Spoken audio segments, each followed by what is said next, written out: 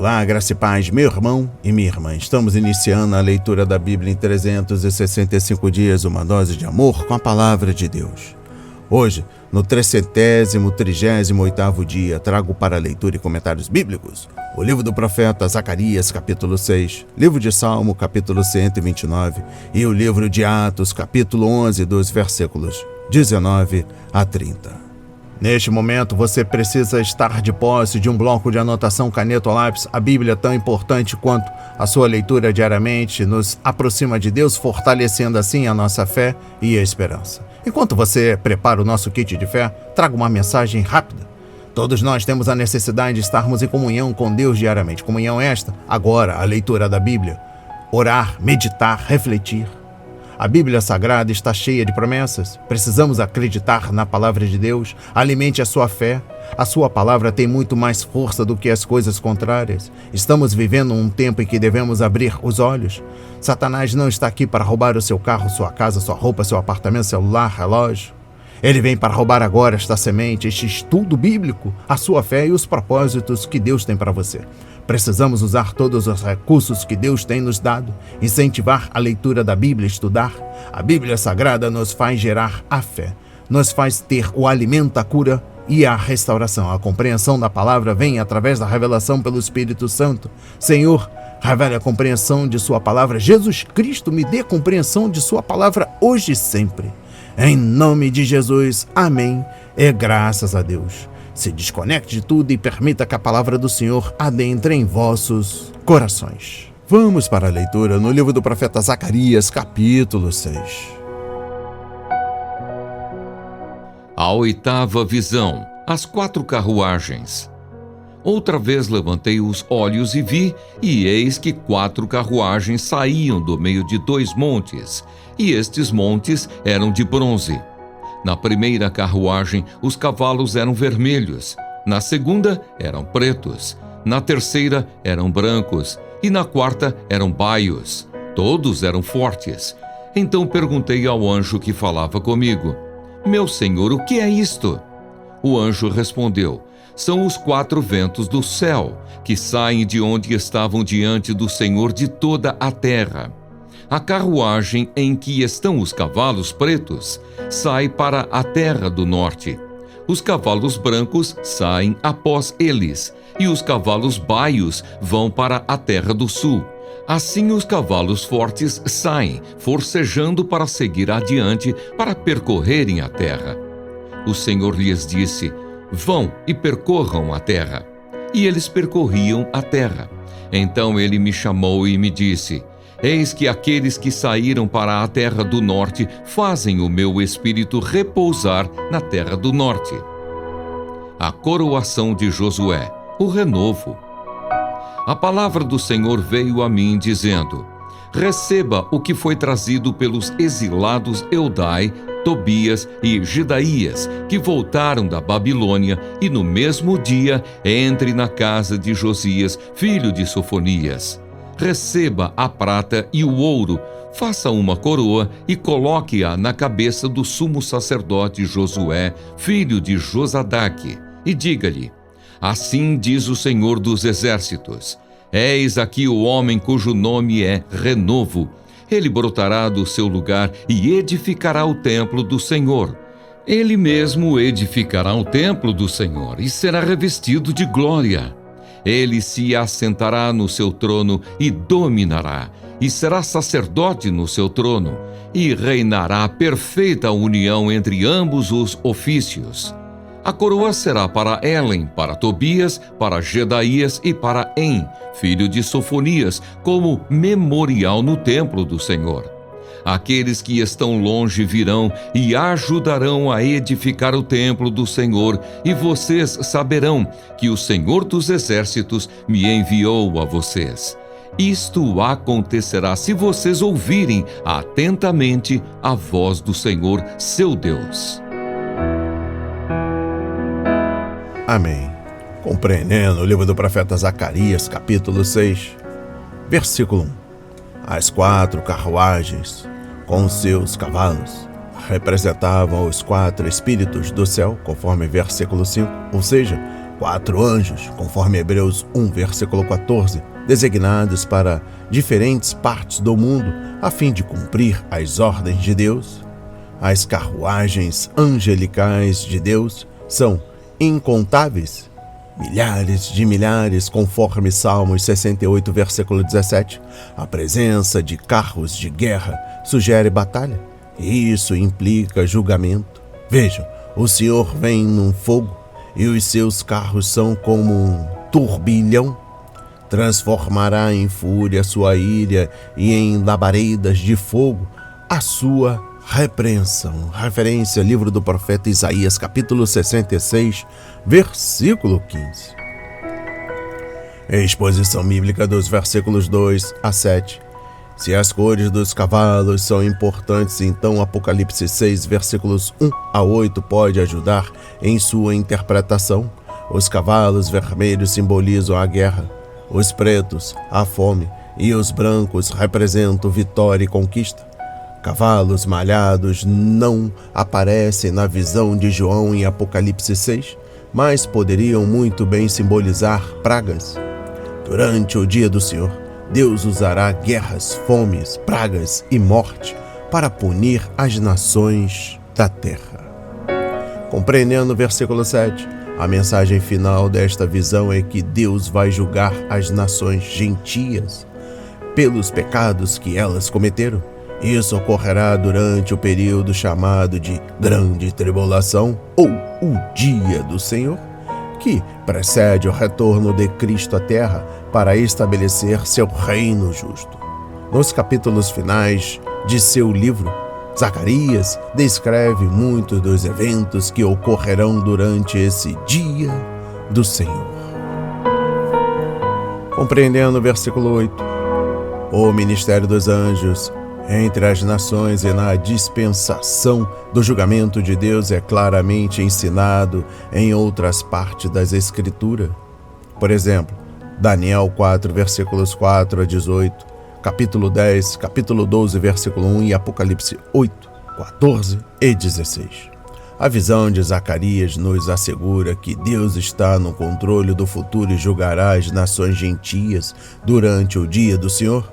Deus é paciente, conforme 2 de Pedro, capítulo 3, versículo 9, mas chega um momento em que os pecados das nações justificam a destruição delas, conforme Gênesis 15, versículo 16, Mateus 23, versículos 29 a 36. Então, o julgamento do Senhor deve cair sobre elas. Exposição bíblica dos versículos 9 a 15. Os visitantes, sem dúvida, enfrentaram 2 problemas. Primeiro, o dinheiro dos judeus na Babilônia era para ser usado na conclusão do templo. E segundo, as escrituras não abrem precedentes para um sacerdote ser coroado rei. Aquilo era um golpe de estado por parte de Zacarias, a fim de colocar Josué como soberano sobre uma nação atribulada. E de que forma isso poderia melhorar a situação do remanescente e acelerar a conclusão da casa de Deus? Exposição bíblica dos versículos 12 a 13. Zacarias explicou a mensagem do Senhor para o sumo sacerdote e as testemunhas. Ele deve ter-lhe dito que Zorobabel e Josué eram homens que prefiguraram coisas que virão, conforme capítulo 3, versículo 8. Mesmo que Zorobabel fosse da linhagem de Davi, ele não era o único que Deus escolhera para ser coroado. O Senhor havia escolhido também Josué e, pela primeira vez na história judaica, Deus une monarquia e sacerdócio. Compreendendo o versículo 13, o reinado de Cristo sobre a terra contará com um templo e um sacerdócio restaurado, conforme capítulo 14, versículo 16, Isaías 2, versículos 1 a 5, capítulo 27, versículo 13, Ezequiel 40 ao 48. Jesus Cristo se sentará no trono de Davi, seu pai, e como rei e sacerdote, referência a Lucas 1, versículos 32 a 33. Este será o cumprimento da promessa da aliança de Deus com Davi, segundo a qual o Senhor assegurou que a linhagem davídica sempre teria um de seus herdeiros ocupando o trono. Referência a 2 de Samuel, capítulo 7. E eu encerro a compreensão do livro do profeta Zacarias, capítulo 6. Trago a exposição bíblica dos versículos 14 a 15. Zacarias, em seguida, tomou a coroa da cabeça de Josué e deu-lhe o turbante sacerdotal, conforme capítulo 3, versículo 5. Por quê? Porque o ato simbólico havia acabado e a coroa não pertencia a Josué, mas ao Messias vindouro.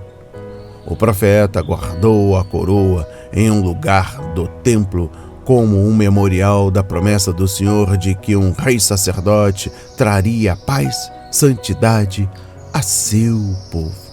Aleluia! Vamos para a leitura no livro de Salmo, capítulo 129. Perseguido, mas não derrotado. Cântico de peregrinação. Muitas vezes me angustiaram desde a minha mocidade. Israel que o diga. Muitas vezes me angustiaram desde a minha mocidade, mas não prevaleceram contra mim. Os lavradores passaram o arado nas minhas costas e abriram longos sulcos. Mas o Senhor é justo, cortou as cordas dos ímpios. Sejam envergonhados e repelidos todos os que odeiam Sião. Sejam como a erva dos telhados, que seca antes de florescer, que não enche a mão do ceifeiro, nem os braços daquele que ata os feixes. E também os que passam não digam: a bênção do Senhor seja com vocês. Nós os abençoamos em nome do Senhor. Amém. Compreendendo o livro de Salmos, capítulo 129, trago a exposição bíblica dos versículos 1 e 2. Perseguição não é algo estranho na vida de Israel ou da igreja, conforme 1 de Pedro, capítulo 4, versículo 12. Perguntar por quê, Senhor, é confessar nossa ignorância acerca da posição do povo de Deus neste mundo mau. A juventude de Israel passou seus primeiros anos no Egito como a terra da perseguição. No entanto, quanto mais eram perseguidos, mais os israelitas se multiplicavam, conforme Êxodo 1, versículo 9 a 14. E no Egito, a família de Jacó seguiu os moldes da nação de Israel. Israel sofreu mais do que qualquer nação na história, mas não foi destruído. Semelhantemente, a Igreja de Jesus Cristo tem sofrido perseguição, mas ainda permanece firme e assim permanecerá até a volta de Jesus. Referência a Mateus 16, versículo 18. Todo cristão verdadeiro pode se identificar com o testemunho de Paulo em 2 de Coríntios, capítulo 4, versículos 7 a 12. Em se tratando de sofrimento por amor ao Senhor, devemos primeiro aceitá-lo. Exposição bíblica dos versículos 3 e 4. A imagem da lavoura é boa para os cristãos. Hoje, pois, lembra que pode haver uma colheita gloriosa, mas essa fartura depende das sementes que plantamos. Por si só, o sofrimento não produz bênção. Se plantarmos sementes de ódio e de ressentimento, então o sofrimento produzirá amargura. Contudo, se semearmos fé, esperança, amor e as promessas preciosas da palavra, então a colheita nos abençoará e ajudará aos outros, trazendo glória a Deus, conforme 1 de Pedro, capítulo 4, versículos 12 a 19. Se o Senhor permite que as pessoas nos tratem mal, devemos aceitar, mas temos o privilégio de ser transformados pela graça de Deus em pessoa cujo caráter honra o Senhor. E eu encerro a compreensão do livro de Salmo, capítulo 129, trago a exposição bíblica dos versículos 5 a 8. Em vez de pagarem o mal com o mal, os judeus entregaram o conflito ao Senhor e confiaram que Ele defenderia seu povo, conforme Romanos 12, versículos 17 a 21. Os ceifeiros judeus muitas vezes abençoavam uns aos outros enquanto trabalhavam nos campos, conforme Ruth 2, versículo 4.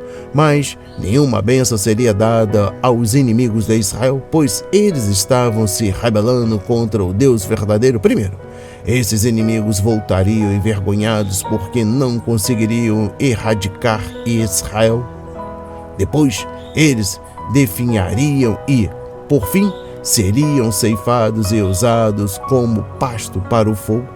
Mas o povo de Israel sempre pode dizer ao mundo: nós abençoamos vocês no nome do Senhor, porque foi através desse povo que o mundo teve conhecimento do Deus vivo e verdadeiro.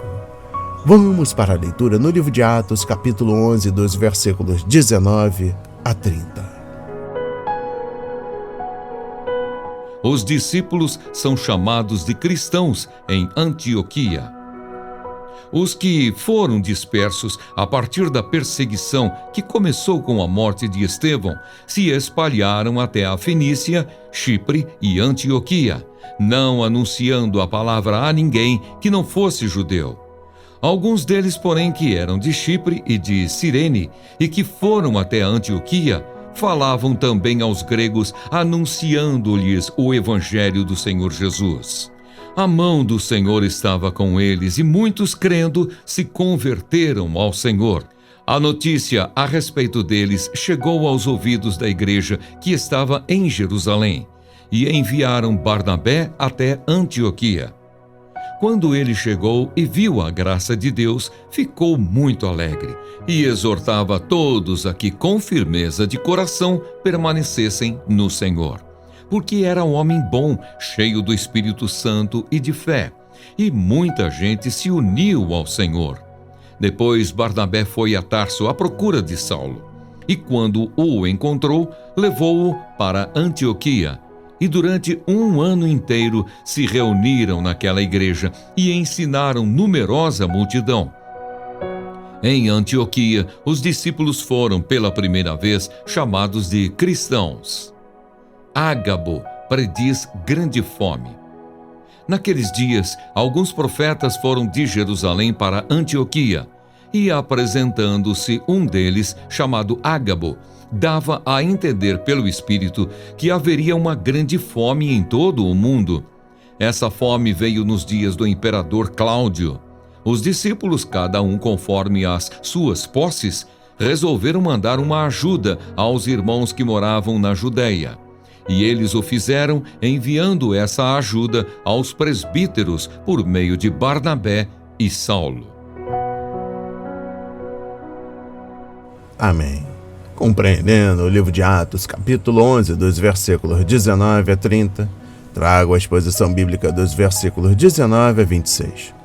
Quando os santos foram dispersos durante a perseguição de Saulo à igreja, conforme capítulo 8, versículo 1, alguns deles acabaram em Antioquia, capital da Síria, a 480 quilômetros ao norte de Jerusalém. Não confunda essa cidade com a Antioquia da Pisídia, mencionada no capítulo 13, versículo 14. O mundo antigo tinha pelo menos 16 cidades chamadas Antioquia, mas essa era a maior. A capital síria era uma cidade corrompida, talvez perdendo apenas para Corinto. Apesar de todas as divindades gregas, romanas e sírias serem honradas ali, o santuário local era dedicado a Dafne, cujo culto incluía práticas imorais. Compreendendo o versículo 26, muitas pessoas que nunca nasceram de novo consideravam-se cristãs simplesmente porque dizem não ser pagãs. Afinal, elas podem pertencer a uma igreja, ir aos cultos regularmente e até fazer doações ocasionais à obra religiosa, mas para que um pecador se torne filho de Deus é preciso mais do que isso. É necessário arrependimento do pecado e fé em Jesus Cristo, que morreu por nossos pecados na cruz e ressuscitou para dar-nos a vida eterna. É a exposição bíblica dos versículos 27 a 30. Ágabo entregou sua mensagem aos cristãos de Antioquia, e eles decidiram ajudar seus companheiros cristãos na Judéia. O objetivo da verdadeira profecia não é satisfazer nossa curiosidade sobre o futuro, mas despertar nosso coração para fazer a vontade de Deus. Os cristãos não podiam evitar que a fome chegasse, mas podiam enviar auxílio aos necessitados.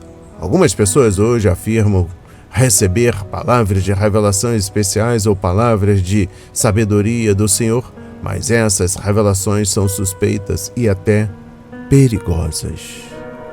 E eu encerro a leitura da Bíblia em 365 dias e também da compreensão do livro de Atos, capítulo 11, dos versículos 19 a 30. Trago a exposição bíblica dos versículos 29 a 30. Os cristãos judeus em Jerusalém haviam trazido o evangelho a Antioquia.